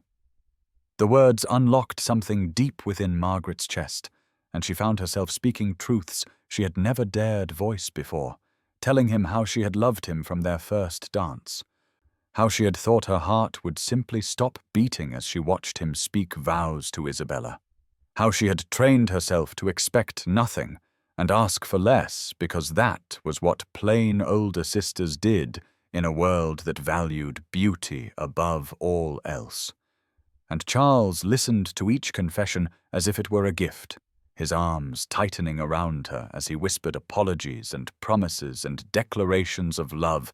that seemed to rewrite history with their intensity. When they finally moved together toward the bed that had witnessed centuries of Somerset unions, Margaret felt no shame or fear, only a bone-deep rightness as Charles worshipped her with hands and lips and whispered endearments, showing her with every touch that she was cherished beyond measure. That her worth had nothing to do with society's shallow assessments and everything to do with the brilliant mind and generous heart he had almost lost through his own blindness. And when they joined as husband and wife, it was with a sense of coming home that transcended physical pleasure, a recognition of souls that had always belonged together, finding their way back despite every obstacle. Later, as they lay entwined in the afterglow with moonlight silvering the room and the fire burning low, they spoke of the future with the easy intimacy of lovers who had earned their happiness through trials, Charles describing his dreams of filling Aldridge Hall with children who would grow up knowing they were loved for who they were rather than what they represented, Margaret sharing her hopes of creating a home where intelligence was celebrated in daughters as much as sons, where no child would ever feel invisible or second best. And they planned gardens and libraries and nurseries with the enthusiasm of people who understood that every dream deferred made the eventual fulfillment all the sweeter. The gift from Lady Pennington, finally opened, proved to be a leather-bound journal with a note encouraging Margaret to write down her story, so that other overlooked women might find hope in her journey. And Charles insisted she must do it, must share the wisdom she had gained through pain and patience, must let the world know that sometimes the greatest love stories were not those that began with instant recognition, but those that required time and growth and the courage to see past society's verdicts to the truth that lay beneath. And Margaret agreed, understanding that her tale might light the way for others who sat in shadows, believing themselves unworthy of being chosen. As the night deepened, and they spoke of Isabella with a gentleness that honored her memory while acknowledging the truth of their mismatched marriage, Margaret understood that healing meant accepting all of the past rather than trying to erase it, that their love was built not in spite of what had come before, but because of it first, each mistake and moment of pain having shaped them into people capable of appreciating the profound gift of being truly seen and fully loved. And when Charles murmured against her hair that he would spend every day of their lives showing her how precious she was to him, Margaret believed him completely, her heart so full it seemed impossible that it had once been shattered, understanding at last that sometimes the most beautiful china was that which had been broken and mended with gold, the cracks becoming part of the design rather than flaws to be hidden. And as sleep finally claimed them, still wrapped in each other's arms, she smiled, knowing that tomorrow would bring the first full day of a life where she was not the sister who was overlooked, but the woman who was chosen, cherished, and celebrated for exactly who she had always been beneath the surface that society had dismissed as plain, and that knowledge was worth every moment of pain that had led to this perfect golden now. The afternoon sun of June 15th, 1819, cast dappled shadows through the ancient oaks of Aldridge Hall's gardens, where Margaret Somerset, Marchioness of Aldridge, stood watching her children chase butterflies across the manicured lawn, her hand resting lightly on the stone balustrade, as she observed Emma, now 6 years old, with her father's dark curls and her late mother's delicate features, attempting to corral her younger brothers Henry and William into some elaborate game involving fairy kingdoms and brave knights. And Margaret's heart swelled with a contentment so profound it seemed impossible that exactly 9 years ago to this very day she had stood in St. George's Church, watching the man she loved marry her sister, believing her chance at happiness had passed forever. The sound of familiar footsteps on the gravel path made her turn, and there was Charles approaching with that particular smile he reserved only for her, the one that still made her pulse quicken after 5 years of marriage. And as he slipped his arms around her waist from behind, resting his chin on her shoulder to watch their children play, she leaned back into his solid warmth, feeling the rightness of this moment settle into her bones like sunshine after a long winter, understanding with perfect clarity that every moment of pain and waiting had been worth it to arrive at this golden. Now where she was not just loved but truly seen and cherished, for exactly who she had always been. Beneath the surface society had dismissed as plain and forgettable. The garden party guests were beginning to arrive for their annual celebration, a tradition Margaret had started their first year of marriage as a way of marking not the anniversary of loss, but of second chances,